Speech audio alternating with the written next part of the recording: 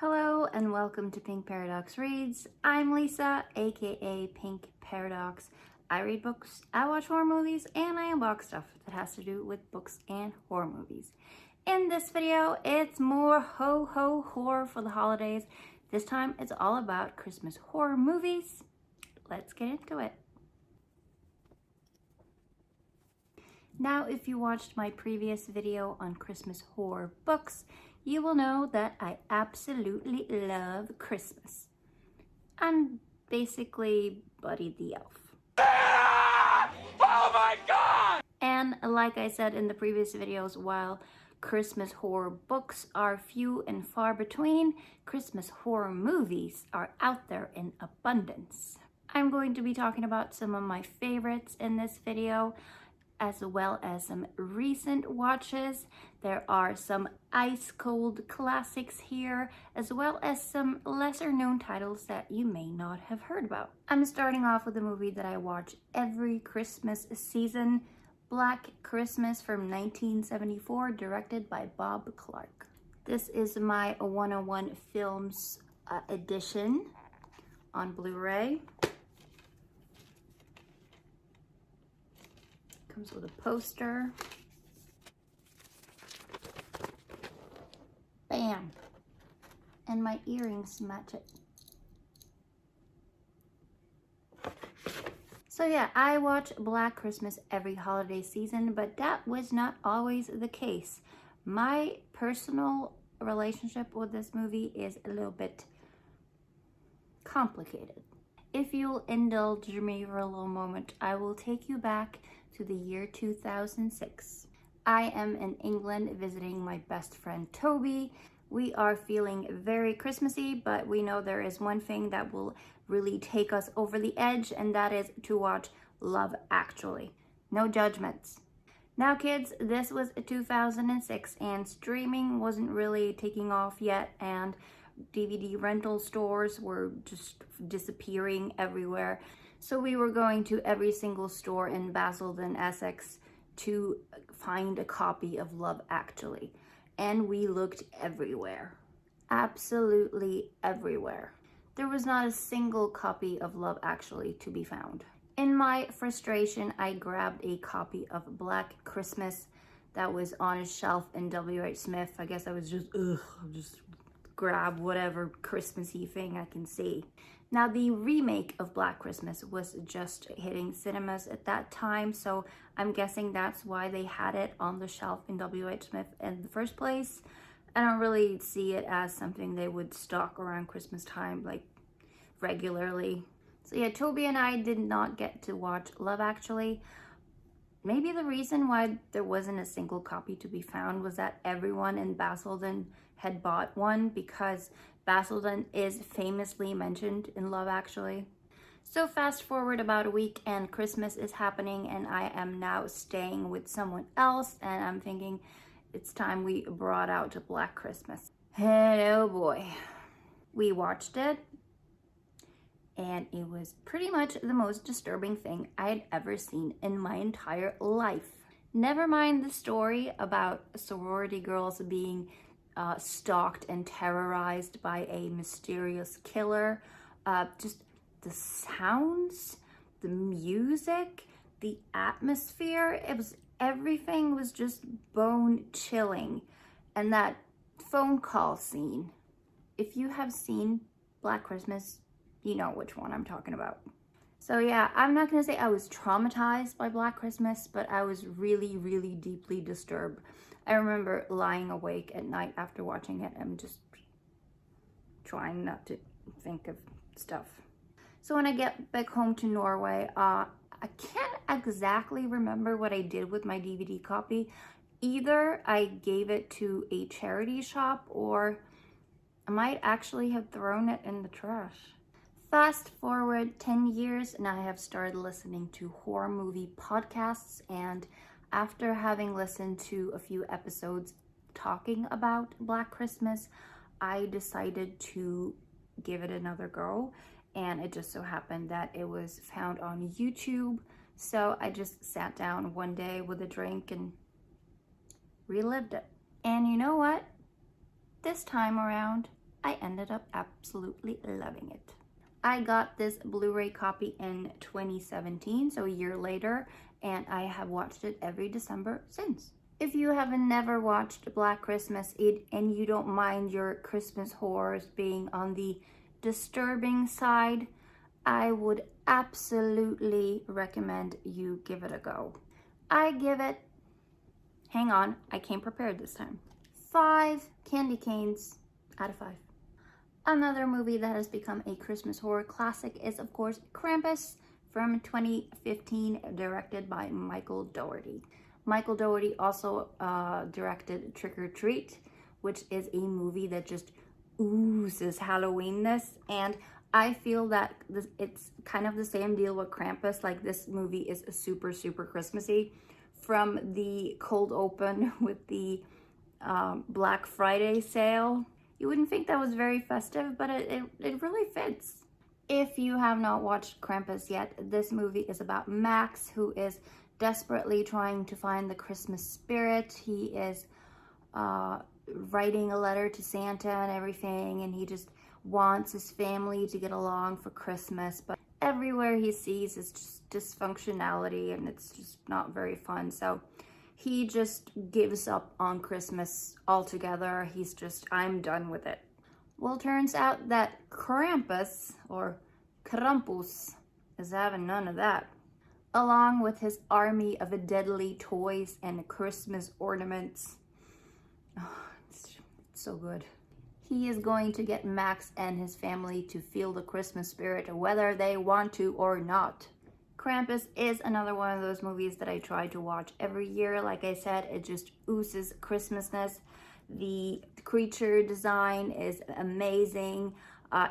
It is PG-13, so it's not particularly scary, but I feel that it is a must-watch around this time of year, and it could also be a sort of transitioning movie for younger audiences who would like to get into horror. 4 candy canes to Krampus. Then we have Better Watch Out from 2016, directed by Chris Peckover. I was super excited to watch this movie when it came out. There was a lot of talk about it in horror movie press.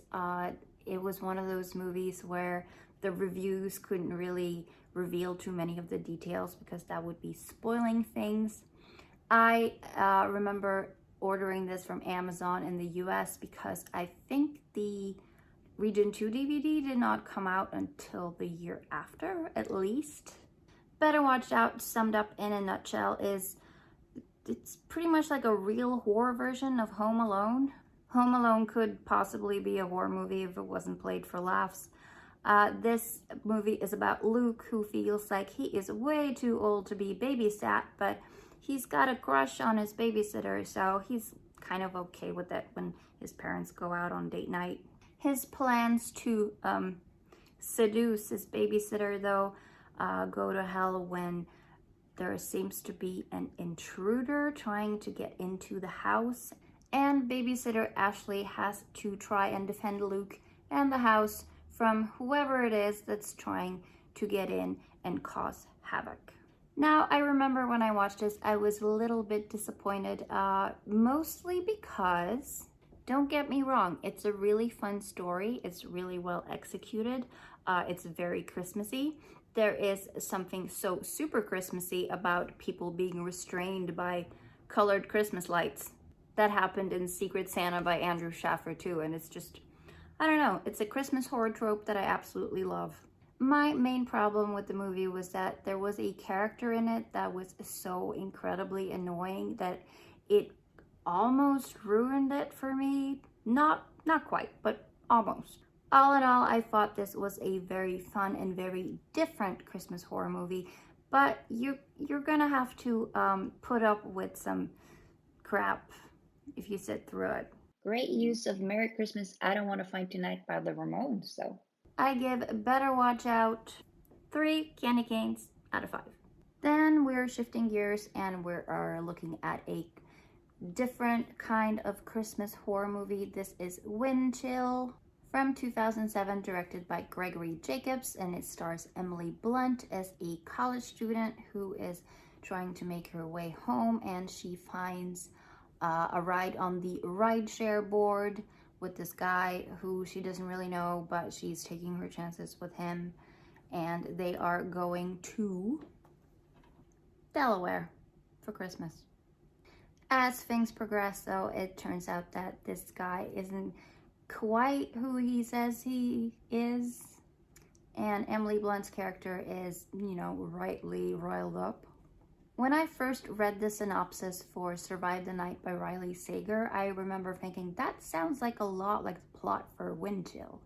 The similarities end there, though, because the guy who's driving the car, he decides to take a shortcut that ends up nowhere, and the car breaks down, and it's freezing winter, and now they have to survive in this really badly insulated car and on a road where mysterious things happen every Christmas. Windchill is more like one of those classic Victorian ghost stories that I talked about in the book video. It is not gory or overly scary, although cover says it contains strong horror. I remember thinking, where's that? If you don't mind your horror movies on the more quieter side, though, Windchill is a great alternative Christmas horror pick. I gave it 3 out of 5 candy canes. Similarly themed is Dead End from 2003, directed by Jean-Baptiste Andrea and Fabrice Canepa. Here we have a story of a family making their way to their grandparents' house for Christmas. Frank has been taking the same route to his in-laws' house for Christmas for the past 20 years, but this time around he decides to take a shortcut. And we all know what happens when you take shortcuts in horror movies, right? From out of the woods comes a woman dressed in white with carrying a baby and leaving a trail of death in her wake. And a terrifying black car with no visible driver carries her victims out into the night. Every road sign they see points to somewhere that they're never getting, and they seem to be on a never-ending road, and soon insanity starts to set in. Dead End is not overly Christmassy. There is some Christmas carol singing in the car, but I feel like with the theme of driving home for Christmas, this fits the bill. If you like your horror on the weirder side and you want to see Twin Peaks legend Ray Wise and horror legend Lynn Shay bickering about what Christmas songs to sing in the car, check out Dead End. It is quite surreal, almost David Lynch-ish at times, but I really liked it. It's another 3 candy canes for me. And now for something completely different. They're singing this one too, though. I feel like the best way I can describe Anna and the Apocalypse is Shaun of the Dead meets Glee at Christmas. From 2017, directed by John McPhail, we meet Anna and her group of friends who have to battle a surge of zombies in the little town of Little Haven, and they're trying to get to their loved ones, and it really is a lot like Shaun of the Dead. I mean, the cover is really giving that vibe, right? If you're into zombies and you don't mind a bit of singing here and there, you can do a lot worse than Anna and the Apocalypse this Christmas time. It's another one of those 3 candy canes for me. Now for some recent watches from me. This is Yule Blue or Christmas Blood from 2017, directed by Reinhard Kiel.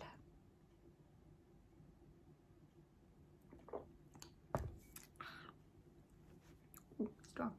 As far as I know, this is the only Norwegian Santa slasher out there. There has been a long tradition of slasher Santas, and now it's Norway's turn. The story is about a serial killer dressed up as Santa Claus, or Julenissen, as we call him here in Norway. He manages to slash and hack his way through victims every single Christmas Eve for 13 whole years before he is finally caught and incarcerated. But now he has escaped. He's on the loose. He's made a new naughty list, he's checked it twice, and he's heading north to Finnmark. Just because it is the only Norwegian Santa slasher, I had quite high hopes for this one. I really wanted to like it. Unfortunately, this one was a huge disappointment. Yule Blue had a really strong cold open with some really interesting visuals and some pretty good kills, but after that it just got really slow and meandering. The characters are all really over exaggerated to the point where you're wondering if this is some sort of parody actually. The Santa serial killer seems to have a clear motive at the beginning of the movie, but about halfway through it just seems like he's just disemboweling people just here and there, just whatever. It did feel like they were going with a comedy angle for this one. Unfortunately, it just was not funny at all. I say steer away from Yule Blue. This one is my first and only single candy cane. Finally, another recent watch is All the Creatures Were Stirring from 2018, directed by Rebecca McKendry and David Ian McKendry. And this is a Christmas horror anthology. We meet a couple who seem to be on a very awkward date on Christmas Eve. They don't have families to celebrate with, so they decide to go to a play, which is called All the Creatures Were Stirring. The audience seems to consist of some pretty strange characters, and let's not even begin to mention the characters on stage. The play consists of a bunch of different horror stories, and the setup is very minimal. There are 3 actors on stage, and this is what the audience sees. We, as the movie audience, are transitioned into a movie version of what's going on stage. And we have a office party with a Yankee swap exchange that is turning very deadly indeed. There's a poor guy who hits and kills a reindeer, which turns out to be one of Santa's reindeers. And he apparently comes back from the dead, and he is pissed. I think my favorite of all the stories was the guy who locks himself out of his car on Christmas Eve in the parking lot of a shopping center, and the only people there to help him are these 2 mysterious women in a van, and they appear to have something really strange in the back of that van. All the Creatures Were Stirring is a indie horror movie, and it's very low budget, so that really shows in the execution, the effects. Some of the acting isn't really that great, but I felt like the ideas were really great. So if they had a bigger budget, I think it would have been quite a great Christmas horror anthology. I see some people absolutely slaughter this movie with their reviews and ratings. I'm not gonna be that grumpy. It is Christmas after all, so I'm gonna give All the Creatures Were Stirring, you guessed it, 3 candy canes. So there you have my collection of favorite and recent Christmas horror watches. I would love to hear from you in the comments. What are you watching this Christmas season? I'm going to try and watch a few of these Ghost Stories for Christmas. These are M.R. James adaptations for TV. These were shown on BBC on Christmas Eve, I think from the 60s and on. I've only watched one of them so far, Whistle and I'll Come to You, My Lad. M.R. James' stories are really eerie and really atmospheric, so I'm looking forward to watching some of these this Christmas. That's it for this video. I hope you found some tips on stuff to watch for yourself. I just want to briefly mention that these are just my thoughts and opinions, and if any of these movies sound interesting to you, you should definitely check them out. I will leave links to trailers for each and every movie so you can have a little peek at that. That's it for this video. If you enjoy horror movie talk, bookish videos, and unboxings, please stick around and subscribe for more. I hope you'll have a very Merry Christmas if you celebrate. Thank you so much for watching, and I hope to see you again next time.